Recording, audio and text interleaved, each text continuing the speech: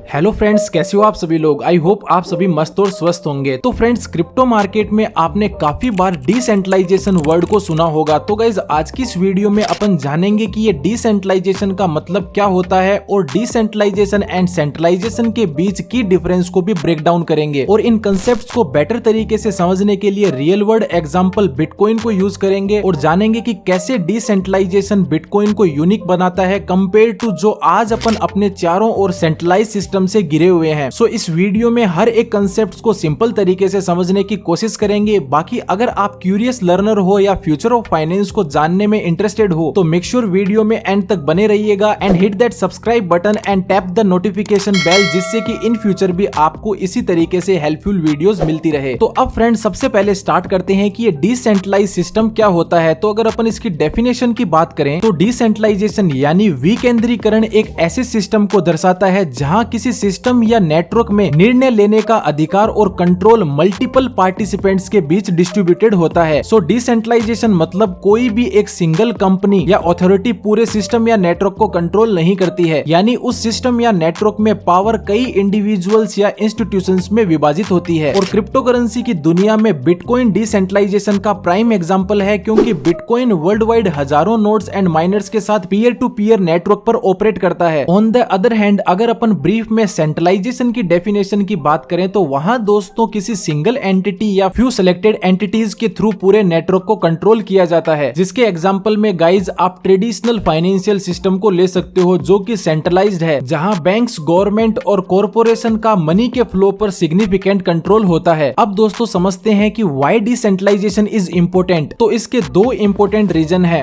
First है security. यदि कोई क्रिप्टो करेंसी या नेटवर्क डिसेंट्रलाइज है तो वो नेटवर्क ऑलमोस्ट सिक्योर है, क्योंकि कोई भी सिंगल पॉइंट ऑफ फेलियर नहीं है, बिकॉज नेटवर्क या सिस्टम एक जगह स्टोर ना होके डिफरेंट इंडिविजुअल या इंस्टीट्यूशंस के बीच में डिस्ट्रीब्यूटेड है। और इसी कारण डिसेंट्रलाइज नेटवर्क में सेंसरशिप रेजिस्टेंस की प्रॉब्लम भी नहीं होती है। मींस कोई भी सेंट्रल अथॉरिटी नहीं है जो आपके प्रॉपर्टी या नेटवर्क पर कंट्रोल करे। इसके बाद सेकंड पॉइंट है, अगर कोई नेटवर्क या क्रिप्टो करेंसी ट्रूली डिसेंट्रलाइज होगी तो किसी भी कंट्री की गवर्नमेंट के लिए नेक्स्ट टू इम्पॉसिबल है उस नेटवर्क या क्रिप्टो को रेगुलेट करना, क्योंकि ट्रूली डिसेंट्रलाइज क्रिप्टो करेंसी में कोई भी आइडेंटिफाई इंडिविजुअल या कोई भी सिंगल इंस्टीट्यूशन नहीं है जो उसे कंट्रोल करता है। इसीलिए कोई भी कंट्री की गवर्नमेंट और सेंट्रल अथॉरिटी उस ट्रूली डिसेंट्रलाइज नेटवर्क या क्रिप्टो को शट डाउन नहीं कर सकती है लाइक बिटकॉइन, क्योंकि बिटकॉइन के नेटवर्क पर किसी भी देश का कंट्रोल नहीं है। इसीलिए गवर्नमेंट अगर बिटकॉइन को अपनी कंट्री से बैन भी करती है तो गाइज इसका मतलब वो गवर्नमेंट या देश खुद को बैन कर रहा है, क्योंकि बिटकॉइन को कोई भी देश शट डाउन नहीं कर सकता है बिकॉज ऑफ डिसेंट्रलाइजेशन। सो यहाँ तक अपन ने समझा कि डिसेंट्रलाइजेशन और सेंट्रलाइजेशन क्या है और क्यों डिसेंट्रलाइजेशन इंपॉर्टेंट है। अब दोस्तों अपन डिसेंट्रलाइजेशन और सेंट्रलाइजेशन के बीच कुछ की डिफरेंस को समझते हैं। तो यहाँ तक अगर आपको ये वीडियो हेल्पफुल लगी है तो वीडियो को लाइक एंड चैनल को सब्सक्राइब जरूर करना। तो दोस्तों सेंट्रलाइजेशन और डिसेंट्रलाइजेशन के बीच फर्स्ट की डिफरेंस है डिसीजन मेकिंग, यानी कि निर्णय लेने का अधिकार। तो फ्रेंड्स, एक डिसेंट्रलाइज नेटवर्क जहाँ हर एक नोड के पास समान अधिकार होता है। फॉर एग्जांपल बिटकॉइन जैसे डिसेंट्रलाइज सिस्टम में डिसीजन आम सहमति से किए जाते हैं, यानी कंसेंसस के थ्रू डिसीजन होता है जिसमें हर एक पार्टिसिपेंट्स के पास इक्वल अधिकार होता है। जबकि सेंट्रलाइज सिस्टम में एक ही डिसीजन मेकर होता है, यानी ऑलमोस्ट सारे निर्णय एक ही सेंट्रल अथॉरिटी के थ्रू लिए जाते हैं और उन डिसीजंस में इंडिविजुअल का लिमिटेड इन्फ्लुएंस होता है। तो उसके बाद सेकंड क्रूशियल डिफरेंस की बात करें वो है दोस्तों कंट्रोल। सो डिसेंट्रलाइज सिस्टम या नेटवर्क में कंट्रोल पार्टिसिपेंट्स के बीच डिस्ट्रीब्यूटेड होता है, जो उस नेटवर्क को single point of failure and censorship से बचाता है। और दोस्तों सिंगल पॉइंट ऑफ फेलियर का मतलब उस नेटवर्क या सिस्टम का डेटा या फिर इंपोर्टेंट इंफॉर्मेशन एक जगह स्टोर नहीं होती है। जैसे बिटकॉइन का डेटा यानी ट्रांजैक्शंस की कॉपी हर एक नोड एंड माइनर्स के पास स्टोर होती है। सो फॉर एग्जांपल अगर कुछ नोड के ऊपर अटैक किया जाता है या हैक करने की कोशिश की जाती है और बिटकॉइन के ट्रांजैक्शन को रिवर्स किया जाता है, यानी कि डबल स्पेंड किया जाता है, तो उस केस में दोस्तों बिटकॉइन के बाकी के majority of nodes and miners उन ट्रांजैक्शंस को एक्सेप्ट नहीं करेंगे, क्योंकि दोस्तों बिटकॉइन के नेटवर्क में चेंजेस करने के लिए 51% पार्टिसिपेंट्स की सहमति का होना जरूरी है, यानी कि 51% नोड्स एंड माइनर्स की सहमति का होना जरूरी है। यानी कुछ चेंजेस या वल्नरेबिलिटीज के लिए बिटकॉइन के मिनिमम 51% नेटवर्क पर अटैक करना होगा, जो कि दोस्तों पॉसिबल नहीं है, क्योंकि उसके लिए बहुत ज्यादा कंप्यूटेशनल पावर की जरूरत पड़ती है जो किसी भी हैकर यूजर्स या कंट्री की गवर्नमेंट के लिए घाटे का सौदा है। सो ये एक डिसेंट्रलाइज नेटवर्क का सबसे बड़ा फायदा है जो उसे single point of failure and censorship से बचाता है, जबकि उसके विपरीत सेंट्रलाइज सिस्टम में कंट्रोल एक जगह पॉइंटेड होता है, यानी एक सेंट्रल अथॉरिटी के थ्रू या कुछ एंटिटीज के थ्रू पूरे सिस्टम को कंट्रोल किया जाता है, जिस वजह से दोस्तों वो लोग पावर का गलत इस्तेमाल भी करते हैं और vulnerabilities, malicious attack and hacking जैसी समस्याएं भी बनी रहती है। जैसे सोशल मीडिया प्लेटफॉर्म या हर एक कंट्री की पावर सेंट्रल अथॉरिटी या कुछ चंद लोगों के कंट्रोल में होती है, इसीलिए काफी बार सेंसिटिव इंफॉर्मेशन एंड यूजर्स का डेटा चोरी हो जाता है। अगर दोस्तों अपन इसके कुछ एग्जांपल्स की बात करें तो फरवरी 2021 में हैकर्स ने एयर इंडिया के डेटाबेस को हैक करके 4.5 मिलियन एयर इंडिया कस्टमर्स का पर्सनल डेटा चोरी कर लिया था। और ऐसे ही इंडिया में कोरोना के कोविन डेटाबेस को भी हैक किया गया था, जिसमें यूजर्स की पर्सनल इंफॉर्मेशन को टेलीग्राम के ऊपर दोस्तों शेयर किया जा रहा था। और दोस्तों ये सिर्फ इंडिया की बात नहीं है, यूएस में भी मिलियंस ऑफ अमेरिकन का पर्सनल डेटा काफी बार एक्सपोज हो चुका है और हर एक कंट्री में ऐसी कभी न कभी डेटा ब्रीचेस देखने को मिलते रहते हैं, क्योंकि फ्रेंड्स यूजर का डेटा या फिर सेंसिटिव इंफॉर्मेशन एक जगह या फिर लिमिटेड जगह स्टोर होने की वजह से गाइज उसे हैकर्स के थ्रू हैक करना थोड़ा इजी हो जाता है। वहीं दोस्तों सोशल मीडिया प्लेटफॉर्म का तो कहना ही क्या, जैसे Instagram, Facebook, TikTok, Yahoo and WhatsApp जैसे प्लेटफॉर्म पर सैकड़ों बार डेटा लीक हो चुका है। बाकी ये कंपनीज खुद के फायदे के लिए यूजर्स का पर्सनल डेटा बेचती भी है, तो ऐसी खबरों से शायद आप भी वाकिफ होंगे। तो इसीलिए गाइज सेंट्रलाइज सिस्टम में single point of failure and censorship resistance का सामना करना पड़ता है। जबकि फ्रेंड्स बिटकॉइन की बात करें तो बिटकॉइन की ब्लॉकचेन को डिसेंट्रलाइज नेटवर्क के थ्रू मेंटेन किया जाता है, जिसमें miners and nodes collectively transactions को वैलिडेट करके नेटवर्क को सिक्योर बनाते हैं। वहीं दोस्तों आजकल आपने सीबीडीसी के बारे में काफी चर्चा सुनी होगी। तो दोस्तों काफी कंट्रीज के थ्रू सीबीडीसी यानी कि सेंट्रल बैंक डिजिटल करेंसी को लॉन्च किया जा रहा है। जैसे इंडिया की सीबीडीसी में डिजिटल रूपी लॉन्च हुआ है जो ब्लॉकचेन टेक पर बिल्ड है, बट दोस्तों ये सीबीडीसी भी सेंट्रलाइज सर्वर्स पर रन हो रही है जो गवर्नमेंट एंड सेंट्रल बैंक के थ्रू इश्यू एंड कंट्रोल की जाती है, जो कि फ्रेंड्स अगेन उसे सेंट्रलाइज सिस्टम पर लेकर आ जाता है, जिसका कंट्रोल इंडिविजुअल्स के हाथ में नहीं है। वहीं friends bitcoin as a decentralize currency इस डिजिटल एज में पावर ऑफ डिस्ट्रीब्यूटेड नेटवर्क को शोकेस करती है। तो इसीलिए फ्रेंड्स आपके लिए डिसेंट्रलाइजेशन एंड सेंट्रलाइजेशन के बीच की डिफरेंस को समझना काफी जरूरी है, जिससे कि आपको भी कुछ आइडिया लग सके कि ये डिजिटल एज किस डायरेक्शन में जा रही है और आपको कौन सा पाथ चूज करना चाहिए। बाकी गाइज आई होप आज की इस वीडियो में डिसेंट्रलाइजेशन एंड सेंट्रलाइजेशन के बारे में आपके काफी सारे डाउट क्लियर हुए होंगे और आपको काफी चीजें सीखने को मिली होगी। सो अगर ये वीडियो आपको हेल्पफुल लगी है तो गाइज चैनल को सब्सक्राइब एंड वीडियो को लाइक जरूर करना। और आप में से जो लोग bitcoin and history of money या फिर दोस्तों अल्ट कॉइन्स और बिटकॉइन के बीच में की डिफरेंस को समझना चाहते हैं तो वो वीडियोस भी आपको इसी चैनल पर मिल जाएंगे, आप उनको भी चेकआउट कर सकते हैं। बाकी गाइज आज की वीडियो में ओवरऑल बस इतना ही, मिलते हैं नेक्स्ट वीडियो में। Till then keep learning and keep growing.